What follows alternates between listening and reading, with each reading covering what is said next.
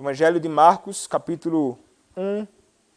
Faremos a leitura dos versos 14 e 15, dando continuidade e exposição do Evangelho de Marcos. Marcos, capítulo 1, versos 14 e 15. Diz assim a palavra do nosso Senhor. Depois de João ter sido preso, foi Jesus para a Galiléia pregando o Evangelho de Deus, dizendo: o tempo está cumprido e o reino de Deus está próximo, arrependei-vos e crede no Evangelho. Amém. Os irmãos podem se assentar.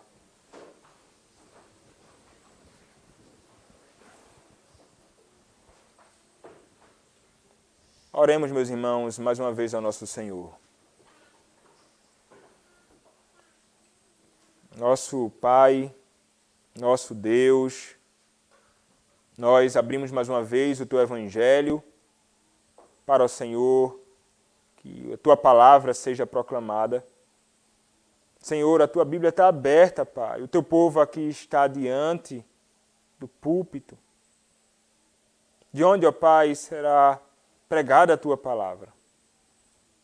Peço-te, Senhor, que o Senhor me use com poder, me use com intrepidez, com ousadia, para que a Tua palavra, ó Deus, a Tua verdade seja anunciada aqui, através deste texto, Pai. Fala aos corações do Teu povo, instrui a mente, o coração, e que nada aqui, ó Deus, seja um obstáculo para ouvirmos a Tua palavra, mas que escutemos a Tua palavra com amor e com prontidão. Quando a Tua palavra é proclamada com fidelidade, é o Senhor mesmo quem fala. Mais uma vez te peço, Senhor, me usa para a glória do Teu nome. É o que eu te peço, Pai, em nome do Senhor Jesus Cristo. Amém. Nossos dias, meus irmãos, os dias que nós temos vivido,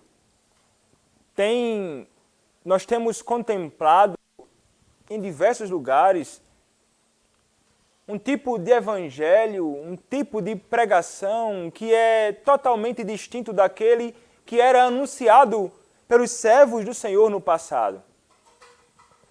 Basta você ligar o seu rádio, ou você ligar a TV, ou você fazer uma pesquisa no YouTube, ou você procurar em algumas igrejas espalhadas por aí.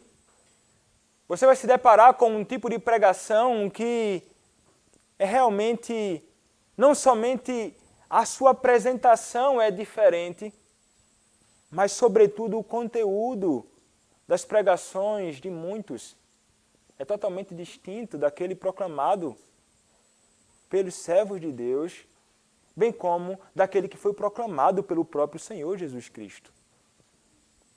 Nós temos contemplado, meus irmãos, e que muitos deles têm, de fato, anunciado um evangelho muito estranho. Muitos deles têm se utilizado do que é chamado de pragmatismo, como se todos os meios fossem válidos para alcançar os fins. Então não importa quais são os meios, qual o meu objetivo. Então muitos deles acabam negociando o Evangelho, acabam negociando o próprio Cristo, que é o Evangelho. E este Evangelho falso é anunciado e muitos têm caído nas conversas maliciosas destes homens espalhados pelo mundo. Eles têm se espalhado de fato. E eles não temem falar estas mentiras. Diferente de muitos de nós que conhecemos a verdade e parece que somos tímidos para falar, eles proclamam a mentira como se fosse uma verdade. E fazem isto com ousadia de fato, através de seus púlpitos, através dos lugares que eles têm oportunidade para falar. Mas, meus irmãos, quando nós olhamos para a palavra do Senhor, nós olhamos que há um padrão distinto de pregação da palavra, há um conteúdo distinto do conteúdo popularmente espalhado por muitos homens em nossos dias. E o nosso Senhor Jesus Cristo, Ele nos é um exemplo disto. A pregação do nosso Senhor Jesus Cristo consistia na exposição do Evangelho. Ele falava aquilo que ele recebeu do seu Pai. É interessante, nós veremos que ele vai anunciar este Evangelho, que, como falei, é ele mesmo. E ele não somente vai anunciar este Evangelho, ele vai exigir daqueles que escutam o Evangelho resposta à pregação da sua palavra, apresentando assim a condição deles e então o que é requerido deles. Logo após o anúncio destas verdades, que ele não poderia deixar de proclamar, uma vez que foi para isto que ele foi chamado. Ele vai iniciar ali o seu ministério. É interessante observarmos o texto, que o texto de Marcos ele vai omitir algumas informações que são que os outros evangelhos nos revelam. Mas ele vai omitir, e é interessante isto, porque, como mencionamos em outras exposições, Marcos ele não está interessado em detalhar os eventos. Ele quer comunicar as ações de Cristo. Ele tem interesse em fazer evidente, diante daqueles a quem ele dirigiu a carta aos romanos, as ocasiões em que Cristo revelou e praticou e fez aquilo que ele foi chamado para fazer, como aquele que era o Filho de Deus. Então, de fato, um evangelho chamado o evangelho da ação ou do movimento. Então, ele não vai se prender a detalhes. Por essa razão, ele não vai trazer conexões históricas aqui. Ele não vai dizer, por exemplo, quanto tempo passou entre o batismo de Jesus e a sua entrada em cena na Galileia. Quanto tempo durou? Ele não se encarrega de fazer isso. Ele não vai também determinar em que localidade da Galileia necessariamente Jesus começou e que caminho tomou. Ele também não vai nos dizer quem entregou. Ele, pelo menos, não vai nos dizer com clareza quem entregou João, o Batista, e a quem ele foi entregue. Meus irmãos, nós não sabemos neste Evangelho, a partir deste Evangelho, estas informações, porque ele não tinha interesse de fato em nos trazer isso. Não sabemos de fato quanto tempo se passou desde o batismo e a tentação de Jesus até a chegada dessa notícia, mas, meus irmãos, provavelmente foi apenas um curto intervalo. Não foi imediato, provavelmente Cristo se deslocou para outros lugares. Então, por causa de perseguição, de homens maus, que já estavam ali se voltando contra aqueles que eram seus servos e poderiam também fisgá-lo, o Senhor Jesus Cristo ele vai então se dirigir para a Galileia. Mas o Evangelho de Marcos, como tenho afirmado, ele não quer nos trazer essas informações. Ele quer ir direto ao ponto. Ele quer falar logo sobre o ministério de Cristo. Esta é a pressa dele. Ele não quer se perder nos detalhes. Ele quer falar sobre aquilo que é central. É Cristo que eu quero falar para vocês. É sobre o ministério deles. É sobre o ministério dele que eu quero que vocês escutem. Meus irmãos, a preparação para o ministério de Cristo e a inauguração da obra que o Pai deu ao Filho para fazer já foram concluídas. O nosso Senhor Jesus Cristo ele foi proclamado por João Batista. O nosso Senhor Jesus Cristo ele foi batizado. E então agora capacitado pelo Espírito Santo de Deus para fazer o seu ofício de mediador, nos ofícios de profeta, sacerdote, rei. Ele ainda passou por uma provação, revelando ali que ele, diferente do primeiro Adão, que cedeu à tentação, ele foi e venceu a tentação no deserto, vencendo a Satanás, representando-nos, nos dando exemplo, nos instruindo através daquela tentação que sofreu, rebatendo Satanás, inclusive com a própria Escritura. Então ele agora, finalmente, ele vai iniciar o seu ministério público proclamando. Ele vai iniciar pregando. E quando é que ele faz isso? O texto vai dizer, depois de João ter sido preso. O João a quem Marcos se refere, como vocês devem saber, é João Batista, o primo e precursor do Senhor Jesus Cristo. Ele foi aquele que veio antes dele para anunciá-lo. João Batista, meus irmãos, era um homem que pregava com fidelidade. E é justamente porque ele pregava com fidelidade, é justamente porque ele denunciava o pecado do povo, que ele foi preso e posteriormente morto. João Batista era um homem que ele não temia ninguém, ele não temia até mesmo os reis. Ele denuncia o pecado do rei. Ele denuncia e ele vai dizer, você está em adultério. A mulher do rei, Herodías, ela fica irada com aquilo, ela não gosta desse tipo de acusação. Então ela pede a cabeça de João Batista, e João Batista, posteriormente, nós veremos, ele é decapitado. E, meus irmãos, o que foi que levou João Batista, o precursor de Cristo, a sofrer uma dureza desta? Foi justamente, meus irmãos, a sua intrepidez e ousadia, a sua falta de temor aos homens e a sua fidelidade ao Senhor, a sua fidelidade em fazer aquilo que ele foi chamado para fazer. E o que foi que ele foi chamado para fazer? Ele foi chamado a falar a respeito daquele que estava para vir após ele, que era Cristo. Meus irmãos, esse dever que foi imposto sobre João Batista é o mesmo dever que é colocado sobre todos aqueles que foram chamados para anunciar o Evangelho de nosso Senhor. Os ministros do Evangelho de Cristo. Para anunciar quem? Cristo e Cristo somente. Este é o nosso dever e o fruto pode ser, muitas vezes, para alguns que experimentam coisas semelhantes. É falar a verdade, então muitos deles são presos, perseguidos e muitos mortos. Notícias são muitas que nós recebemos. Mas, meus irmãos, ele foi, então, Jesus Cristo. Depois, então, que João Batista, o seu precursor, foi preso, a palavra vai nos dizer que Jesus foi para a Galileia. É interessante que depois desse acontecimento, ele foi para a Galileia para fazer aquilo que ele foi chamado para fazer. Veja, Jesus Cristo, ele não quer fazer a sua vontade, meus irmãos.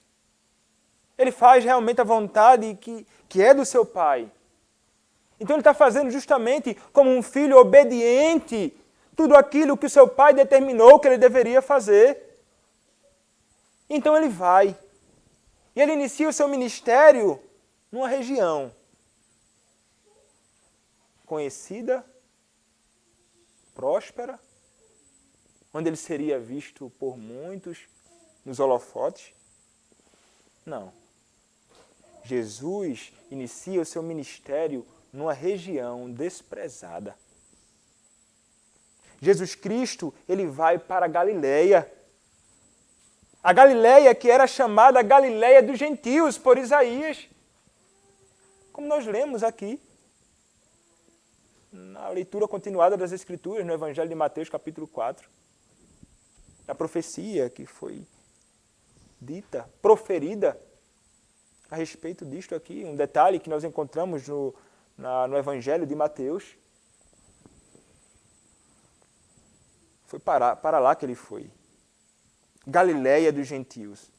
Um lugar, meus irmãos, onde havia miséria, onde só havia pobreza, onde só havia trevas, onde havia iniquidade. Muitos se questionavam, será que algo bom pode vir de lá? Será que algo bom pode dali sair? E é justamente para lá, meus irmãos, que o nosso Senhor Jesus Cristo vai. E veja, o nosso Senhor Jesus Cristo diferente de muitos homens hoje. Ele não somente faz a vontade do Pai, mas ele é alguém que não está nem um pouco interessado em simplesmente estar nos melhores lugares, nas melhores cidades e nos melhores vilarejos. Veja, ele foi para o lugar mais simples, para anunciar ali o que há de mais glorioso. Ele foi para aqueles que estavam numa condição miserável, para tirá-los daquela condição triste que se encontravam. Cristo não é como aqueles que hoje tentam ganhar a vida e se mostrar através do Evangelho, fazendo do Evangelho fonte de lucro e tentando fazer com que sejam vistos diante dos olhos dos homens. Não. Cristo vai até aqueles que de fato careciam disto. Ele queria falar do Evangelho. E é justamente isso que ele faz. Ele vai lá para a Galileia dos gentios. E o que é que o texto diz? Pregando o Evangelho de Deus. Ele foi lá, pregando o Evangelho de Deus. É interessante. Ele faz algo, ele faz aquilo que João Batista fez, o seu precursor. Ele prega a palavra. Ele é aquele que proclama a palavra. Ele é também como um arauto que vai anunciar a vontade de Deus, porque ele vai pregar o Evangelho de Deus, o Evangelho que procede de Deus, o Evangelho que vem de Deus. João Batista era um arauto do Senhor, Cristo é um arauto que proclama o Evangelho de Deus. Era isto que ele estava indo ali fazer. Ele não tinha outro propósito. E não havia, meus irmãos, nenhum outro propósito superior a este. Nunca existiu propósito mais glorioso do que este. Não há propósito mais glorioso do que anunciar o Evangelho de Deus. Porque, meus irmãos, a pregação, ele é o meio principal da propagação do Evangelho do Senhor. É a proclamação, é o abrir a boca, é o proferir palavras, não segundo a nossa própria sabedoria, mas as palavras do Senhor, anunciando a sua sabedoria, anunciando o seu Evangelho, tudo aquilo que procede do Senhor, é que os homens foram chamados para fazer. Se o próprio Cristo não se apartou disso, por que nós devemos nos apartar? De forma alguma, meus irmãos. Fomos chamados para, semelhantemente ao nosso Senhor, o nosso exemplo e padrão supremo. Assim, pregar este Evangelho que vem de Deus. E pregar este Evangelho onde? Onde há trevas e não luz. Fomos chamados a pregar este Evangelho que é luz no meio das trevas. Foi isso que Cristo foi fazer lá. É o que nos ensina e deixa mais claro o Evangelho de Mateus, capítulo 4, versos 13 a 16. Mateus, capítulo 4, versos 13 a 16. Diz assim: E deixando Nazaré, foi morar em Cafarnaum, situada à beira-mar, nos confins de Zebulon e Naphtali, para que se cumprisse o que fora dito por intermédio do profeta Isaías. Então veja, havia uma profecia a respeito disto. Isto deveria acontecer. Meus irmãos, a profecia aqui proferida não veio dos lábios dos falsos profetas, mas de um profeta do Senhor, e que como todo profeta do Senhor, ele é aquele que fala a vontade de Deus para o povo. E ele fala não segundo a sua própria imaginação, mas porque foi inspirado por Deus, ele fala toda a sua verdade. Como nosso Deus é verdadeiro e se revela através da sua palavra. E a sua palavra jamais pode ser separada de quem Ele é, nem as suas promessas. Todas as suas promessas devem necessariamente se cumprir. Então aí foi dito pelo profeta Isaías: terra de Zebulon, terra de Naphtali, caminho do mar, além do Jordão, Galileia dos gentios. O povo que jazia em trevas viu grande luz. E aos que viviam nas regiões de sombra da morte, resplandeceu-lhes a luz. Veja só, este é o Evangelho. Ele estava indo para Galileia para levar luz a um povo que estava em trevas.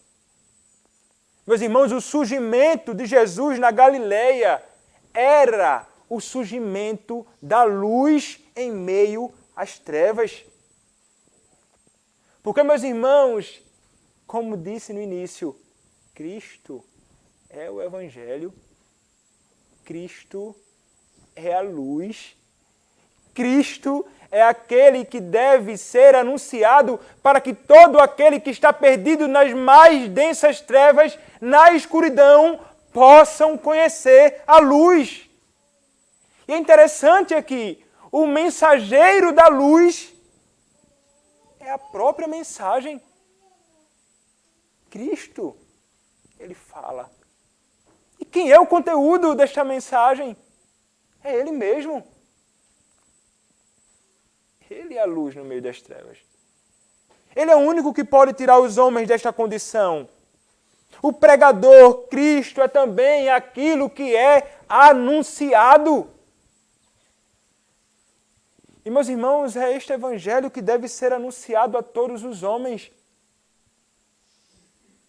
Todas as regiões em que caminhamos, há trevas. E a luz, ela deve se fazer evidente ali. E este Evangelho que nós devemos proclamar, Cristo. João, capítulo 3, verso de número 16, vai falar acerca do Evangelho. João, capítulo 3, verso de número 16, que diz: porque Deus amou ao mundo de tal maneira que deu o seu Filho unigênito para que todo o que nele crê não pereça, mas tenha a vida eterna. Veja, meus irmãos, o Senhor amou. E Ele amou a tal ponto, de tal maneira, que entregou o seu próprio Filho. E, meus irmãos, Ele não nos amou porque o seu Filho foi entregue por nós. O seu Filho foi entregue por nós porque Ele nos amou. E nós devemos então anunciar a todo homem, dizendo: creia no Evangelho do Senhor Jesus Cristo, para que você não pereça eternamente, mas viva eternamente. Meus irmãos, proferir estas palavras tão conhecidas, mas de um conteúdo tão imenso e tão glorioso, deveria ser o que nós deveríamos falar. É sobretudo, como em outras ocasiões falei, um dever daqueles que foram chamados ao ministério da palavra, sim. Proclamar este Evangelho, proclamar este Cristo, sim. Mas é também um dever de todos aqueles que fazem parte da Igreja de Cristo, é testemunhar acerca deste Evangelho. É testemunhar acerca do Evangelho que Paulo vai dizer em 2 aos Coríntios, capítulo 5, versos 20 a 21. 2 aos Coríntios, capítulo 5, versos 20 a 21. De sorte que somos embaixadores em nome de Cristo, como se Deus exortasse por nosso intermédio. Em nome de Cristo.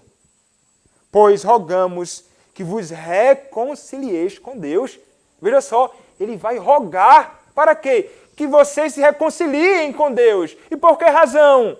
Porque vocês estão em rebelião contra Ele. Vocês são inimigos dEle. Vocês estão distantes dEle.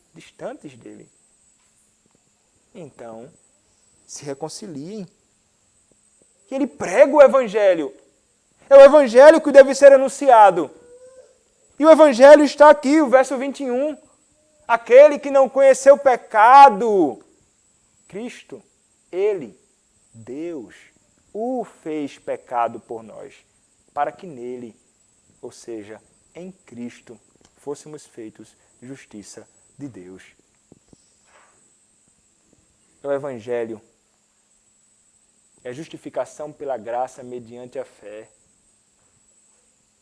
É a justiça de Cristo imputada a nós. Não é somente o perdão dos pecados, mas também a sua justiça imputada, a sua justiça colocada na nossa conta. Os homens devem estar conscientes que eles não serão salvos por outro meio que não seja Cristo. Não há nenhuma outra forma de serem libertos da condenação, que é justamente o contrário de justificação. É somente através da fé no Cordeiro de Deus que tira o pecado do mundo. E como diz Tito, capítulo 3, versos 4 a 7, diz a palavra: Dou graças ao meu Deus, lembrando-me sempre de ti nas minhas orações. Capítulo 3, do verso 4 até o verso 7. Quando, porém, se manifestou a benignidade de Deus, nosso Salvador, e o seu amor para com todos, não por obras de justiça praticadas por nós, mas segundo sua misericórdia. Ele nos salvou mediante o lavar regenerador e renovador do Espírito Santo, que Ele derramou sobre nós ricamente por meio de Jesus Cristo, nosso Salvador, a fim de que, justificados por graça, nos tornemos seus herdeiros, segundo a esperança da vida eterna. Evangelho, Cristo, o nosso Salvador. Meus irmãos, talvez você nunca pregue a palavra do púlpito. Mas, meus irmãos, a palavra, ela deve ser anunciada através do seu testemunho. O que é que a sua vida ela fala a respeito de Cristo? Será que a sua vida é uma proclamação sem palavras do Evangelho de nosso Senhor Jesus Cristo? Ou é algo contrário a isto? Meus irmãos, homens foram chamados para proclamar a palavra. Eles têm a autoridade de Deus para proclamar a palavra. Como foi dito anteriormente, vocês devem testemunhar deste Evangelho. Testemunhando através dos seus lábios a respeito da salvação em Cristo. Mas a sua vida ela deve falar também sobre Ele. A fim de que este mundo que está em trevas possa ver a luz que brilha em vocês. Para que eles possam ver na unidade, na vida, na caminhada de vocês, Cristo. Será que você teria coragem de perguntar para alguém que você anda ou que conhece você, você vê Cristo em mim? Será que estamos preparados para ouvir o que essa pessoa poderia dizer? Será que você é tão confiante assim, imagina assim, não, ele diria assim, eu vejo Cristo em ti. Meus irmãos, talvez você não esteja preparado para isso, para talvez ouvir a verdade. Talvez alguns de nós pudéssemos ouvir assim, por alguém dizendo, não, eu não vejo Cristo em você, eu nunca vi Cristo em você. A sua vida nunca foi uma proclamação do Evangelho para mim. Meus irmãos, isto é triste.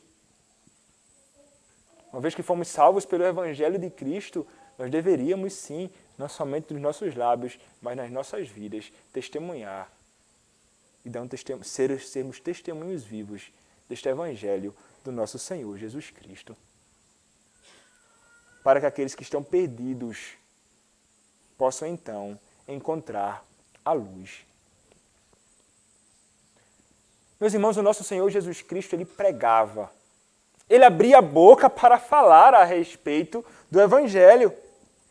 E é interessante que o texto de Marcos vai nos dizer qual seria, então, o conteúdo desta palavra, desta pregação do nosso Senhor Jesus Cristo. Ele vai dizer, pregando o Evangelho de Deus, dizendo, o tempo está cumprido. Meus irmãos, ele anunciava o cumprimento do tempo, bem como o reinado de Deus. Mas ele diz, o tempo está cumprido. Aquilo que havia sido prometido no Antigo Testamento estava sendo cumprido no Novo Testamento. Ele vai dizer, o tempo está cumprido. Ele não está falando aqui sobre o tempo Cronos, como nós conhecemos, mas no tempo Kairos. Como algumas pessoas falam, Kairos, tempo de Deus. O momento oportuno. Este é o momento oportuno do Senhor, ele está dizendo. O tempo está cumprido. O momento chegou. As profecias proferidas no passado agora encontram cumprimento diante dos olhos de vocês. Está aqui. O tempo está cumprido. Meus irmãos, o cumprimento de Isaías, capítulo 9, do verso 1 até o verso 2, é revelado aqui. Isaías, capítulo 9, verso 1, versos 1 e 2. Aquela lá do Evangelho de Mateus. Mas para a terra que estava aflita, não continuará a obscuridade. Deus, nos primeiros tempos, tornou desprezível a terra de Zebulon e a terra de Naphtali. Mas nos últimos tornará glorioso o caminho do mar, além do Jordão, Galiléia dos gentios. O povo que andava em trevas viu grande luz, e aos que viviam na região da sombra da morte, resplandeceu-lhes a luz. Quem foi que surgiu diante deles? Cristo. Gálatas capítulo 4, verso 4, nos diz uma informação conhecida certamente de todos nós. Vindo, porém, a plenitude do tempo, Deus enviou o seu Filho, nascido de mulher, nascido sob a lei. Meus irmãos, a profecia se cumpriu em Cristo. Cristo estava entre os homens. Cristo estava entre eles. Estava ali, meus irmãos, o cumprimento do tempo. Foi ali, naquela ocasião, naquele lugar, naquele período, que o Senhor havia determinado que isso haveria de se cumprir. Deus entre os homens. E Cristo não somente estava entre eles lá, que podiam contemplar o Senhor. E esse Senhor foi proclamado ainda, Cristo, enquanto Cristo estava vivo, por muitos. João Batista falava acerca dele. Ele estava lá no meio, mas muitos não creram nele. Cristo está no meio. Cristo está hoje, pleno, para ser proclamado por homens, para que aqueles que estão perdidos possam crer nele. Mas semelhante àqueles no passado, não creem no Senhor Jesus Cristo. Naquele que agora, de fato, chegou na plenitude dos tempos, do cumprimento dos tempos. Mas o texto ainda vai dizer, e é interessante, Marcos capítulo 1, ele ainda vai dizer, dizendo, o tempo está cumprido. E mais o que? Ele falava, e o reino de Deus está próximo. O reino de Deus está próximo. Meus irmãos, qualquer que venha a ser o seu significado, o reino de Deus era um tema muito importante para o nosso Senhor Jesus Cristo. Muito importante. Ele falou outras vezes sobre o reino de Deus. E esse, meus irmãos, foi o coração da instrução pós-ressurreição que ele deu aos seus discípulos, inclusive, como está lá em Atos capítulo 1, verso 3. Diz assim: a estes também, depois de ter padecido, se apresentou vivo, com muitas provas incontestáveis, aparecendo-lhes durante 40 dias, e falando das coisas concernentes ao reino de Deus. O reino de Deus. Isaías capítulo 52, verso 7, nos dirá: que formosos são sobre os montes os pés do que anuncia as boas novas, que faz ouvir a paz, que anuncia coisas boas, que faz ouvir a salvação, que diz a Sião: o teu Deus reina. É sobre o reino de Cristo, é sobre o reinado de Cristo, o reinado de Deus que Cristo estava falando. Meus irmãos, reino de Deus é correspondente a reino dos céus, como nós encontramos em outros evangelhos. Reino de Deus, reino dos céus, são palavras correspondentes, são termos intercambiáveis. Deus, meus irmãos, então, ele começaria a reinar. Então, é o que ele está querendo dizer. Começaria a reinar plenamente no coração das pessoas. Deus, ele passaria então agora a reinar plenamente no coração de todos aqueles que são objeto da sua salvação. Envolve aqui, meus irmãos, seu reinado e soberania de forma mais completa. Mas não é um reino simplesmente presente naquela ocasião e na nossa hoje, mas é um reino presente e futuro. Como escreveu Sinclair Ferguson, no coração do reino encontra-se um paradoxo. Em um sentido, ele está próximo. Ele pertence àqueles que são pobres de espírito e àqueles que são perseguidos por causa da justiça. Mas em outro, ele ainda está por vir. É por isso que Jesus nos ensina a orar a Deus: venha o teu reino. Como o reino pode ser chegado e ainda está por vir? Talvez pareça uma pergunta obscura, confusa, escolástica, apropriada para teólogos em suas torres de marfim, mas irrelevante à vida cotidiana. Na verdade, esta é uma das perguntas mais práticas que um cristão pode fazer. Ela nos conduz para o coração da vida cristã. Ela nos dá uma perspectiva que nos traz o segredo da vida no reino de Deus. O reino de Deus é chegado em Jesus. Por meio da fé nele, entramos no reino. Ele pertence a nós.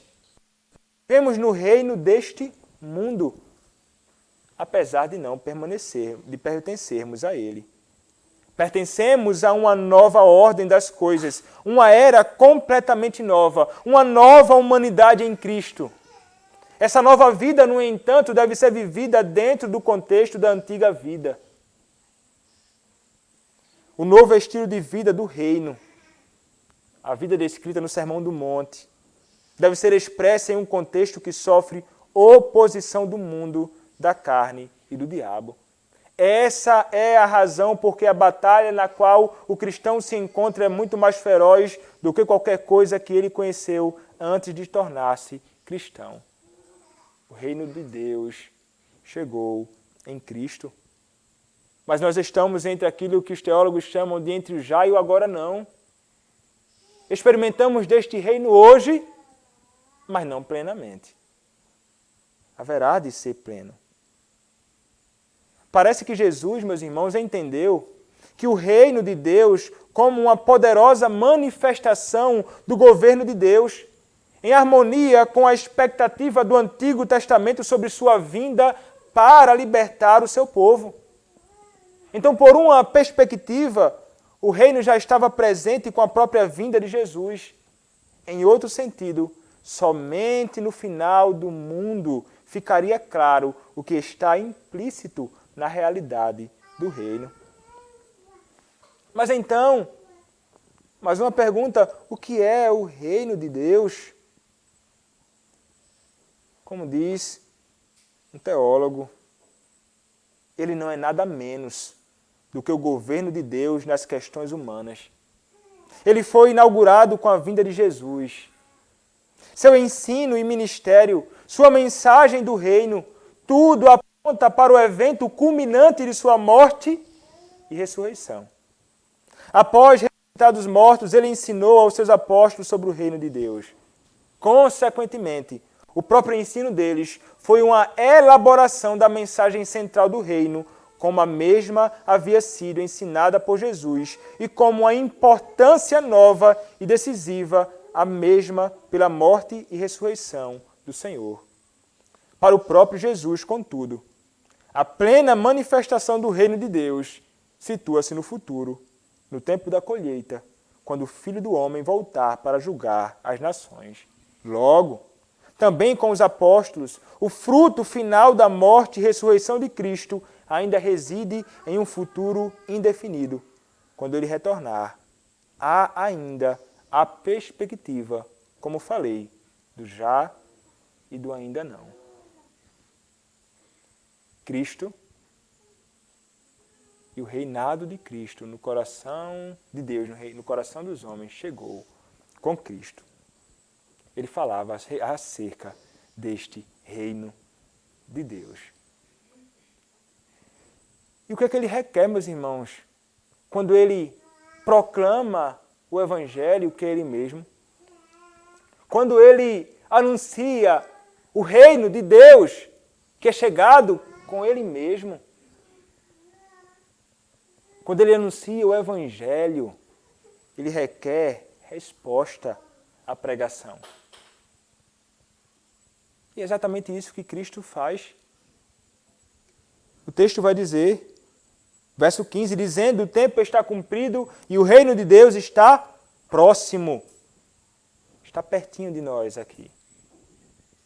Ele vai dizer então: arrependei-vos e crede no Evangelho. 2 verbos, arrependei-vos e crede.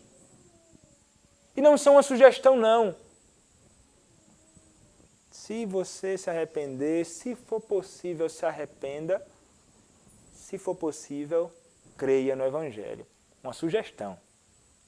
Não é uma ordem, não. Cristo não fez isso. Os verbos aqui estão no imperativo. É uma ordem. Arrependam-se e creiam. Meus irmãos, este mesmo chamado dos homens, este mesmo chamado à resposta do Evangelho, não foi algo novo, inaugurado por Cristo. Este mesmo tipo, este mesmo modo de chamar as pessoas foi utilizado pelos profetas no Antigo Testamento.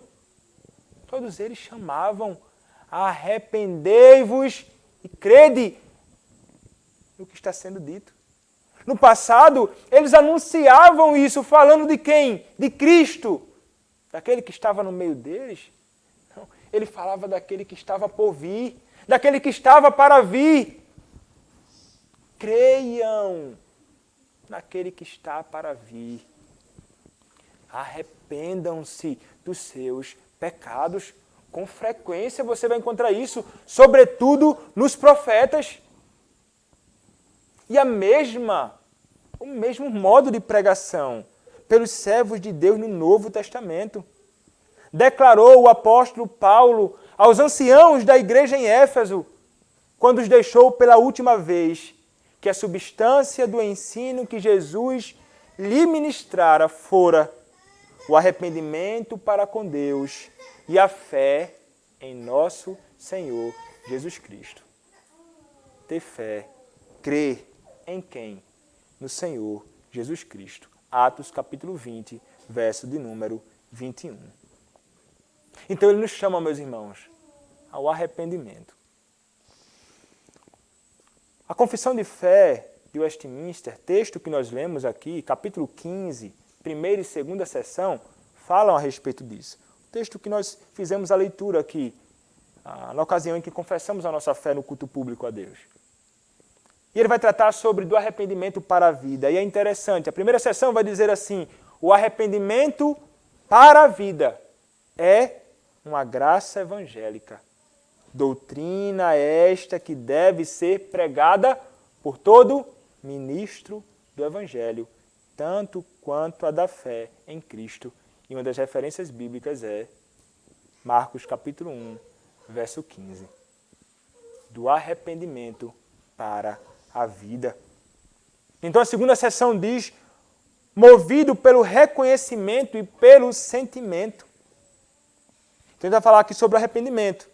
Movido pelo reconhecimento daquelas verdades ditas e pelo sentimento.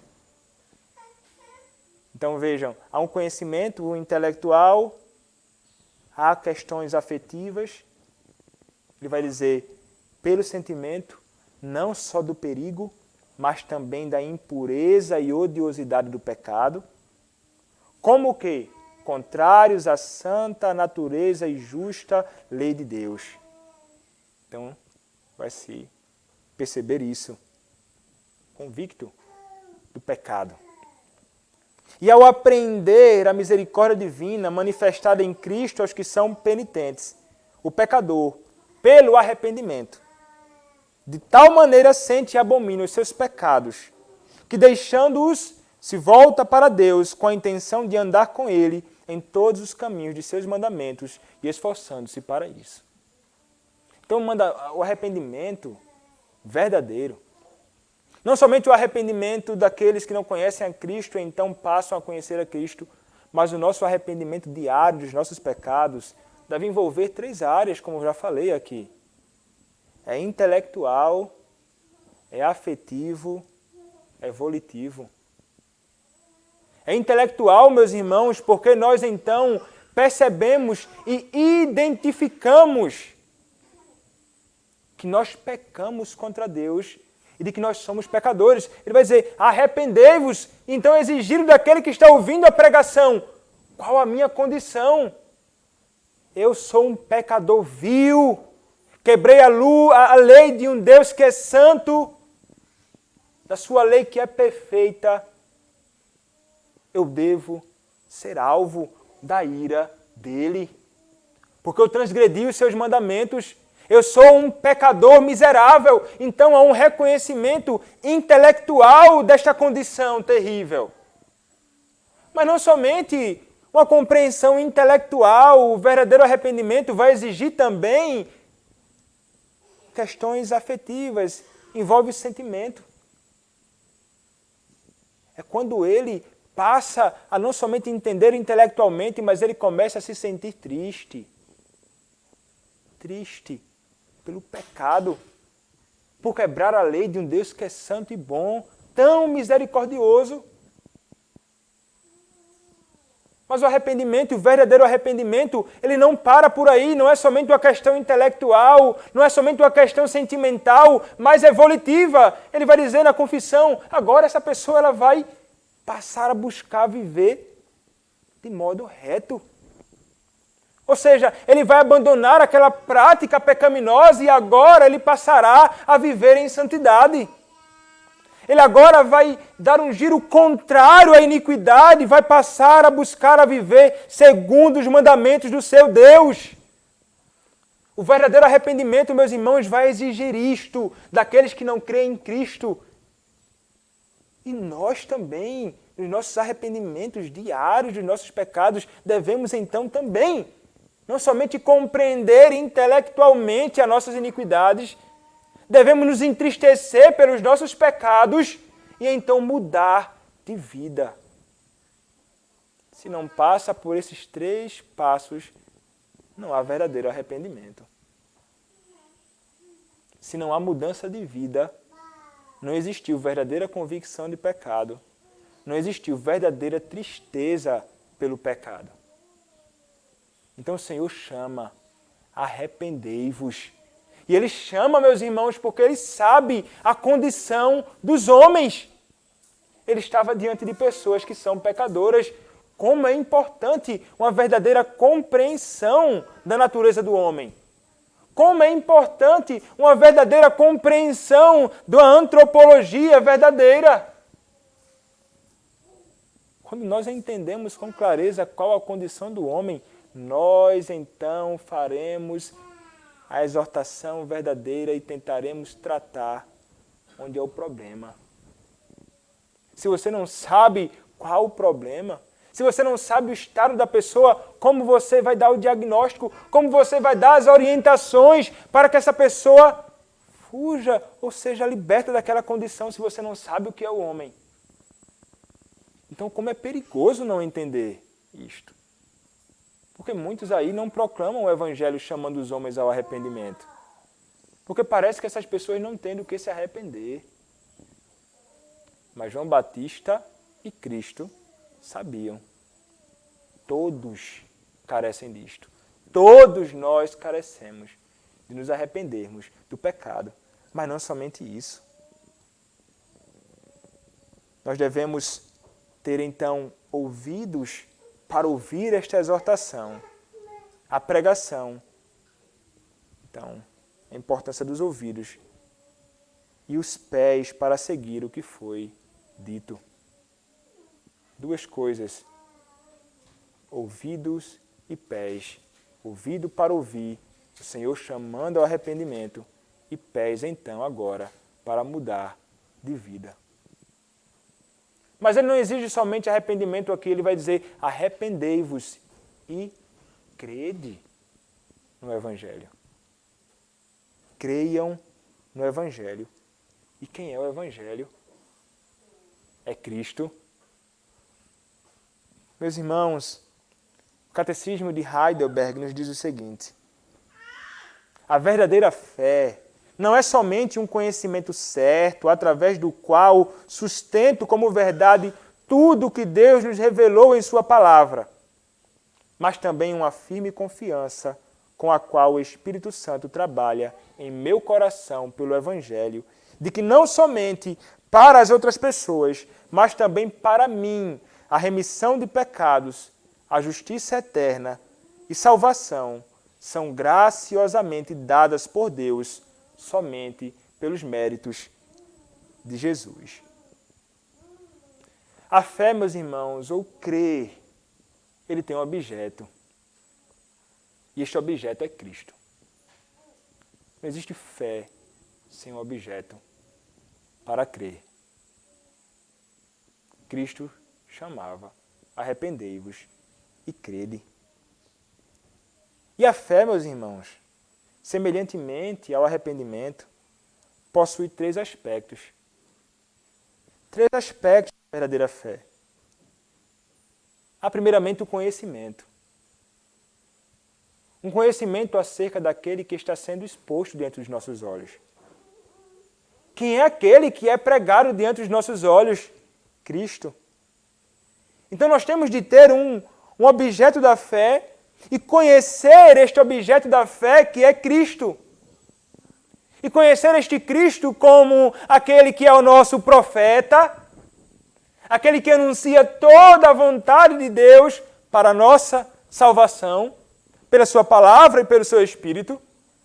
Devemos também conhecer que Ele também é sacerdote. Ele é aquele que não somente Ele é o sacrifício, Ele é aquele que é entregue por nós. Então Ele é o sacerdote e o sacrifício, aquele que morre no lugar dos homens. Devem conhecer esta verdade, a realidade da morte expiatória de Cristo, da sua morte no meu lugar, da sua miséria na cruz, de ter padecido no meu e no seu lugar, por causa dos meus e dos seus pecados. Então o pecador deve estar consciente, ele foi posto na cruz por causa dos meus pecados. Ele entende isso, conhecimento. e de Cristo como rei, como o soberano, como aquele que elege, conduz, providencia meios e salva e conduz a igreja. Então a verdadeira fé ela vai exigir um conhecimento das verdades, dos fatos bíblicos. Mas a verdadeira fé, meus irmãos, ela não para por aí. A verdadeira fé justificadora, ela exige do homem um assentimento ou uma concordância com aquilo que foi dito. Então não basta simplesmente conhecimento, eu tenho que concordar. Eu tenho que admitir.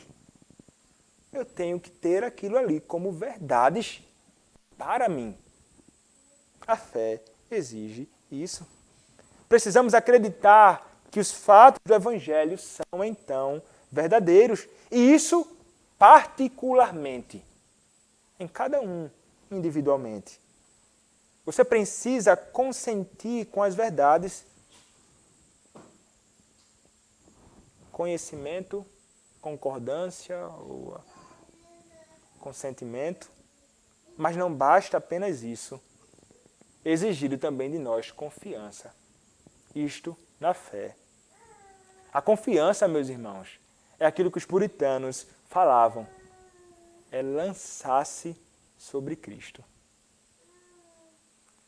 É você chegar, correr e se lançar, confiando nele. É quando o homem ele não confia nas suas próprias forças. Ele confia naquele que é o objeto da sua fé. Então ele descansa nos méritos de Cristo. Ele descansa na obra de Cristo. Ele se lança sobre o seu Redentor. Ele confia plenamente. A fé, ela é confiante. A fé, ela está carregada de certeza. Então há conhecimento, consentimento ou concordância. Confiança. Isto é o que a fé exige, isto é o que o Senhor exige, para que os homens possam, então, ser libertos da condenação. Foi por isto, meus irmãos, que nós passamos. Todo aquele que foi salvo por Cristo, ele tem que ter se arrependido dos seus pecados. E tem que ter crido em Cristo. E Cristo chama. Ele chama, meus irmãos, a uma fé exclusivamente nele e não em outro. Não fé em si mesmo, não a fé cega, não fé em nada, mas nele somente. Crê em Cristo e tu serás salvo. Mas ele diz no imperativo, arrependei-vos e crede. Mas então alguém pode perguntar assim, mas como crer? O Senhor que exige arrependimento e fé é o mesmo Senhor que concede o dom da fé para crer. Aqueles que são os eleitos de Deus para a salvação são chamados ao arrependimento e à fé, e também a eles é dado aquilo que eles precisam para crer em Cristo. Como falei em outra ocasião aqui sobre o exemplo do pastor Rodrigo Broto, e vou repetir. Quando ele foi para os Estados Unidos, e então ele precisava de um carro para se deslocar para o seminário, para os estudos dele. E então ele precisava de um carro, então o irmão da igreja soube que ele precisava deste carro e ofereceu um carro a ele e disse, eu te vendo meu carro. O pastor Rodrigo Broto não tinha dinheiro para comprar um carro e ele disse assim, não, mas eu te vendo por $1. Então o pastor Rodrigo Broto disse assim, mas eu não tenho $1.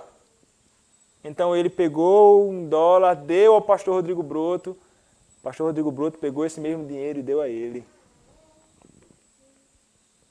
Essa é a imagem, e é assim que a fé, como um dom de Deus, funciona para a salvação do crente.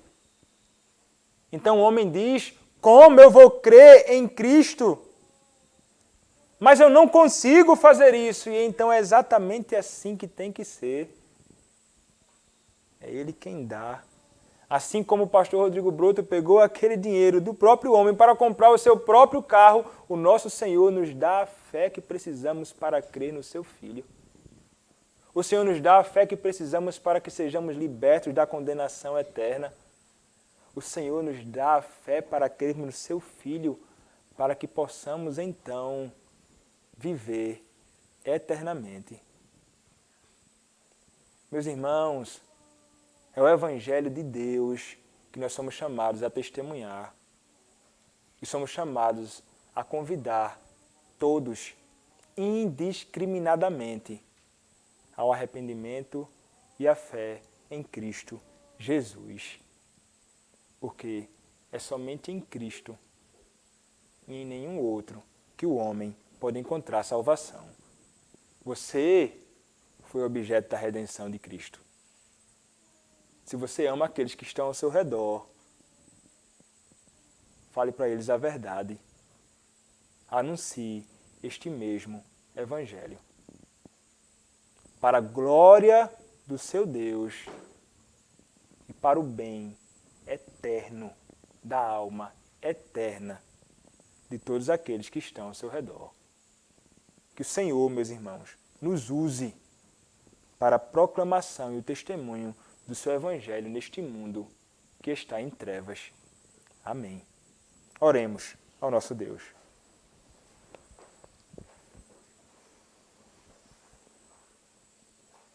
Nosso Senhor, peço-te, Pai, que o Senhor, segundo a tua bondade e misericórdia, nos use e nos habilite de modo que testemunhemos da tua palavra neste mundo, anunciando o teu Evangelho somente, anunciando a Cristo o cumprimento de todas as profecias do passado, falando aos homens que somente através da fé nele é que eles podem ser, então, resgatados da condenação.